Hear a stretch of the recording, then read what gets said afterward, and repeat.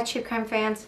Okay, it's me, Patti Lee. We are on our last flight, the celebrity flight, and yeah, we have two cases to talk about, and we have my favorite drink pairing, which is I always do some Asti Spumanti bubbly with the celebrity cases because bubbles. And it's sweet because, well, I like a little feeling of the alcohol. It gives me insomnia. And also, I like less alcohol, so I like champagne. But it's really sweet. I end up drinking more of this than I should just because it is so sweet. So, here's to the last flight of celebrity. They're just celebrities. They're just like us. They have legal problems, too. All right. Was that phrase, more money, more problems? Legally, that checks out.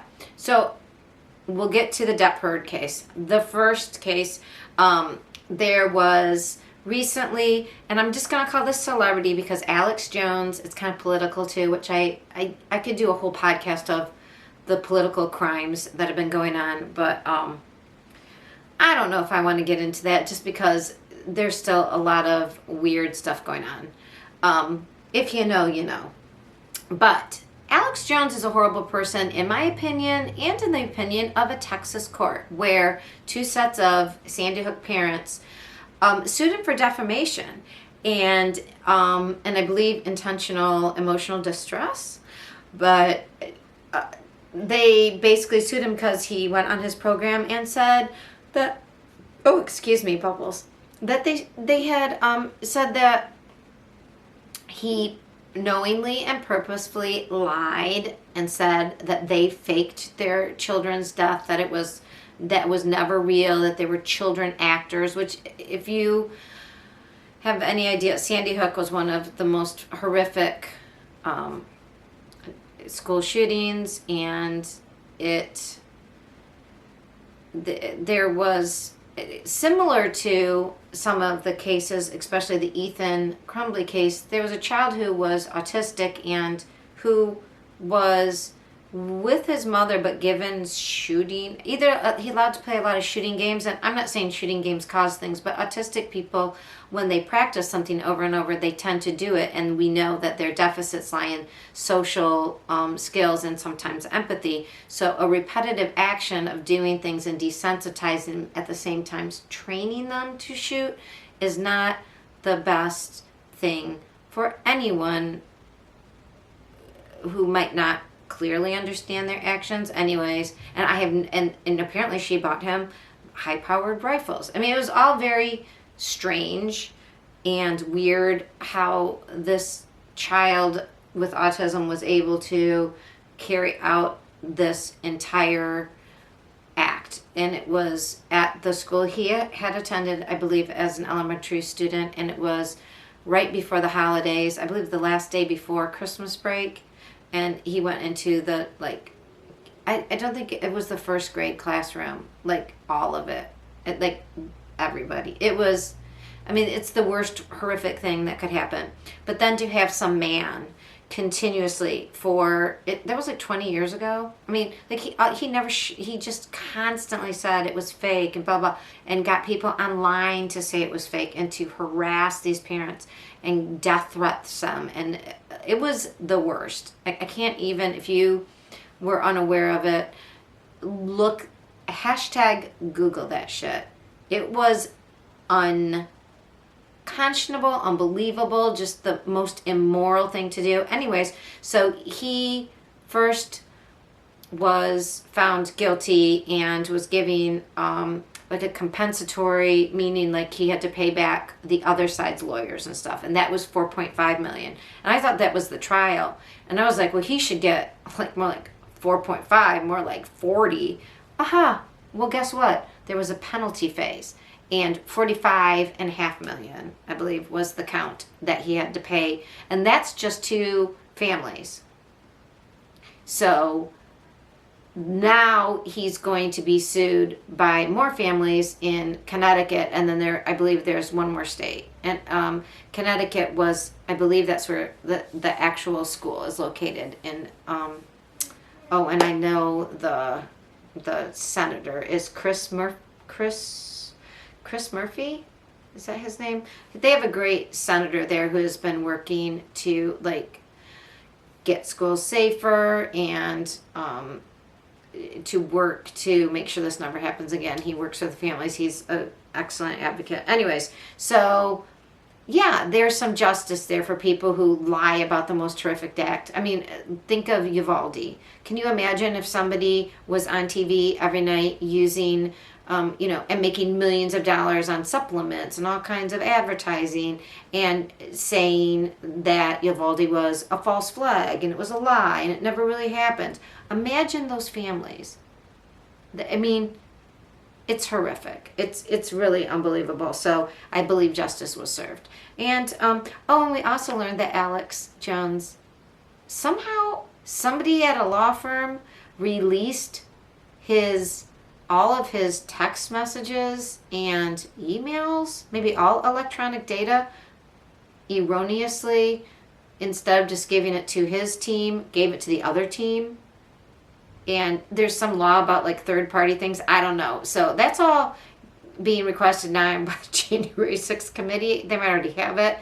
I don't know if you know, but Alex Jones is not just some wackadoodle InfoWars entertainer on TV or cable TV. But no, he's been involved in all kinds of shady shit.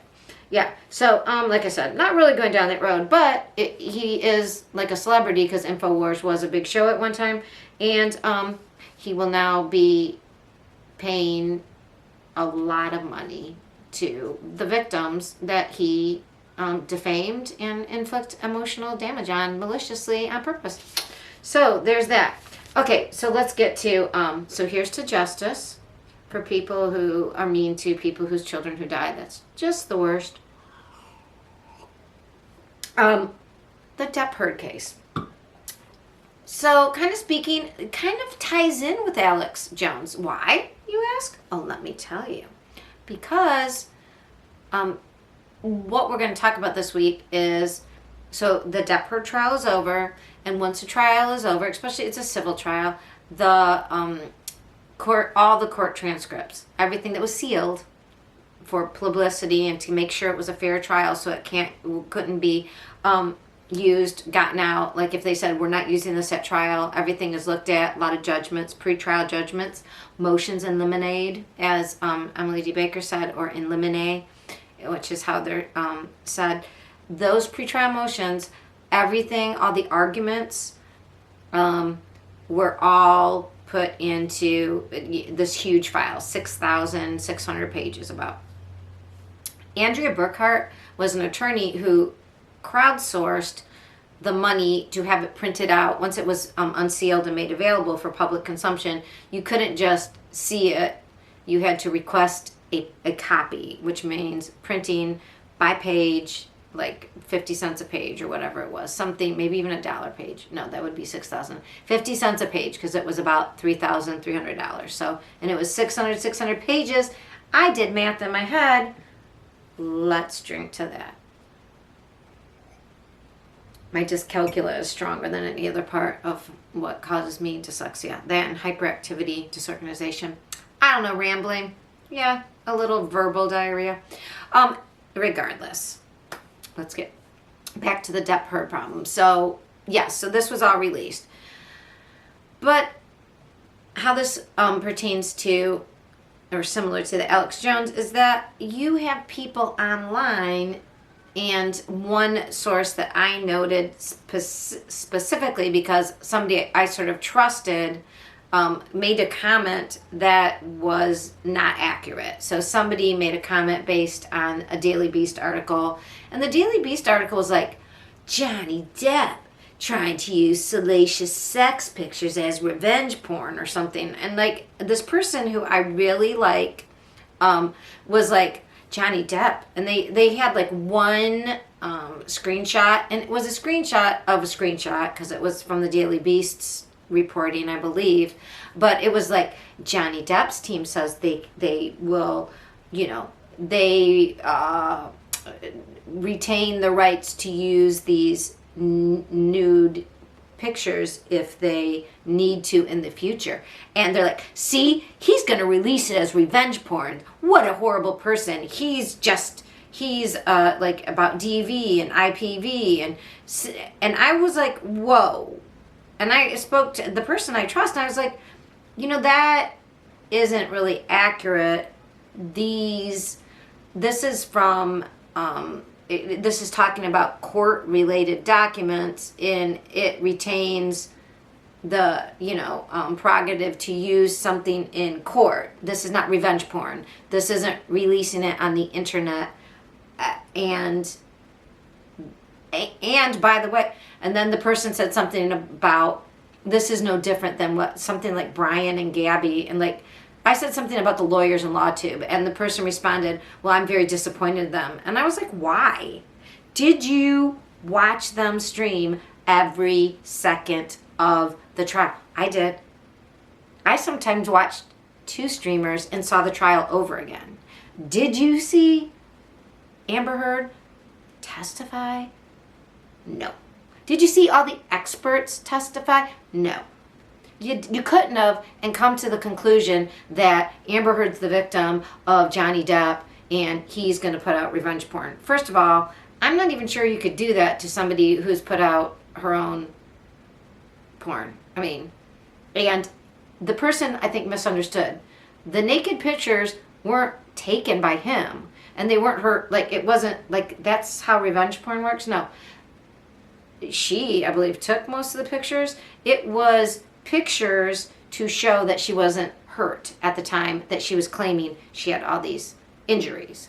That was what they wanted to say, that they retained the right to use it. Like if she said, no, yeah, I was hurt at this time.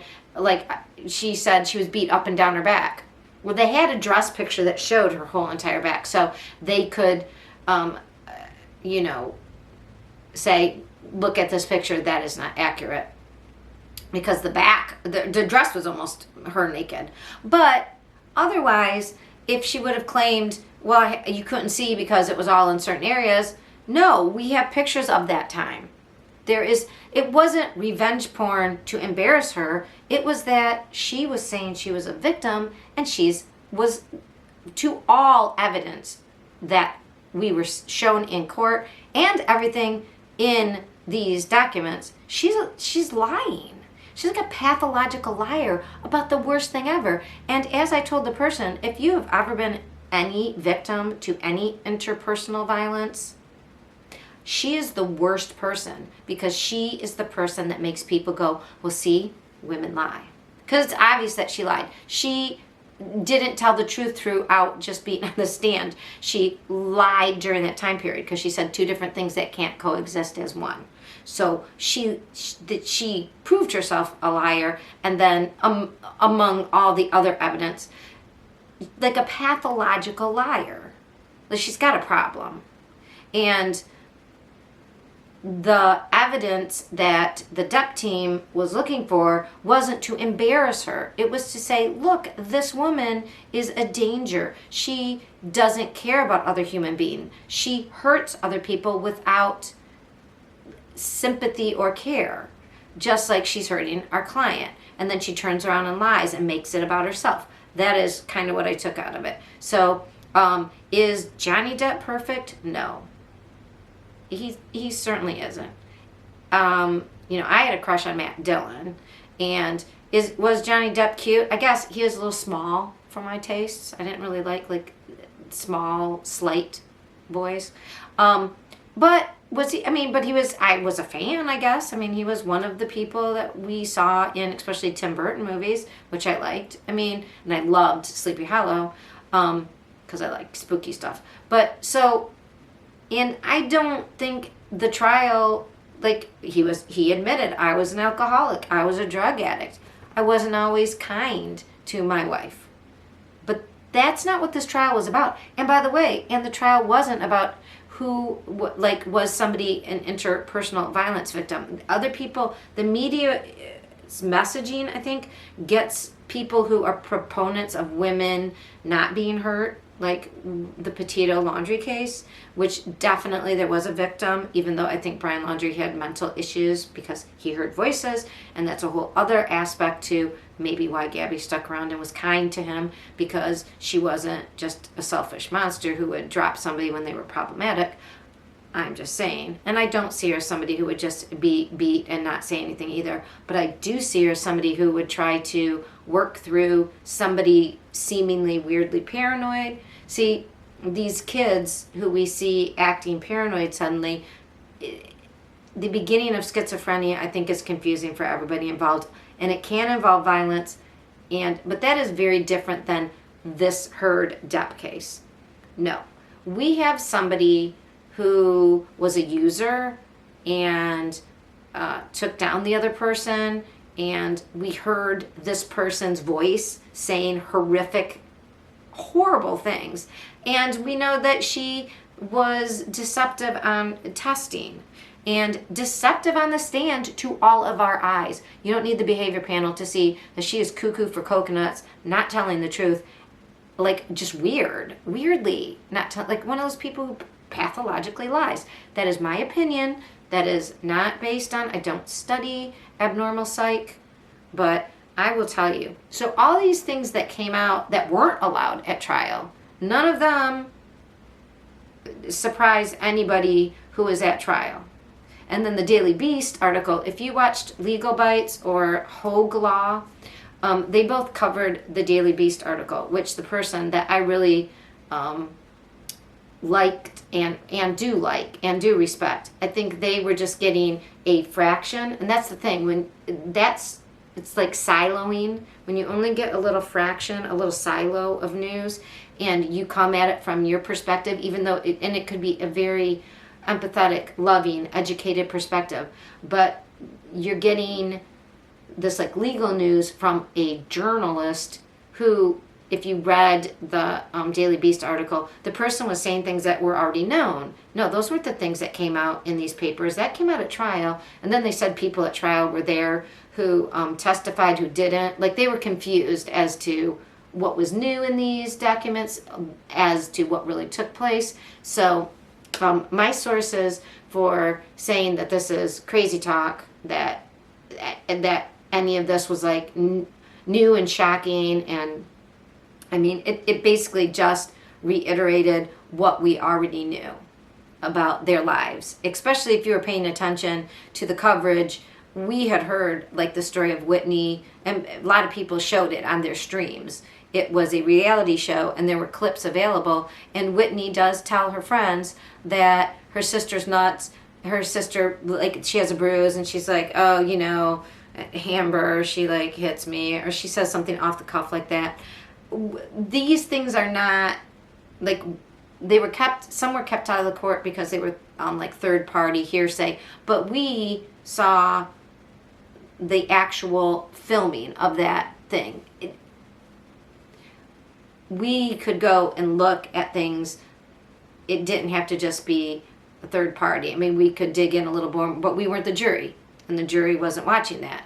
So if you watched at Legal Bites, which is Alita, if you watched Hogue Law, if you watched Emily D. Baker covered it, and Peter Tragos at The Lawyer You Know, they've all been covering this data dump, which is all the things, the sidebars that took place that we didn't hear. Everything that the public wasn't privy to because it was sealed was unsealed because it's over. It's public. It was a civil case in a public court. Transparency, baby. Just like we're talking about in the Vela Daybell case. So only, like, these were the things that were kept away just in case if a jury heard it, whatever. And these were all the decisions that the judge made, and those are going to be, they're transparently open now because they're both appealing, and they will be looked at by another judge to say, okay, well, were all these pre-trial decisions good? Do they make sense? And all the lawyers, all of them, agree I mean, it's everything we saw. None of this is shocking or different. So the Daily Beast purposefully, and I think personally, maliciously, at least, or somebody lazily, just wrote what they thought would get clicks. And it wasn't well researched because it wasn't accurate as to what really happened in the trial, and it misconstrued, in my opinion, what preliminary hearing decisions are about, and they're not personal, and they're not to hurt or get and to portray them as a decision to maintain a legal right to do something later as like, oh, that means he's going to do revenge porn. Really? Johnny Depp, and by the way, Amber Heard, Johnny doesn't want anything to do with you. Not anything. Like, he doesn't hate you. He's not going to revenge porn you. He doesn't care. You are nothing. Like, you were a problem to be solved. He won. He will win the appeal because we all heard and saw. You don't get a do-over, girl. So, I don't know about your Elon Musk connections and all your other weird connections with other rich and powerful men, but girl, we saw you. We saw you. You lied on the stand, in my opinion, and in most, I think, everybody, and in the jury's unanimous opinion, maliciously lied, defamed. So that's all there is to that about a celebrity case. Be careful who you read. Make sure you check with actual lawyers. Don't get your law talking information from a journalist who's trying to get clicks from a, high-end sort of National Enquirer. Sorry, Daily Beast, but I'm just my opinion. And who am I? I mean, Wikipedia kind of says you're a high-end, but still, it's not that. I read the Daily Beast still. I listen to what I consider it, but the thing is, once I know you're lying about things like celebrity news and legal celebrity news, and you're sticking up for somebody who's obviously shaking down other people, yeah, I'm gonna think twice about using you as a main squeeze source. So that is the end of this very long podcast. I think I'm all caught up. Air conditioning seems to be holding.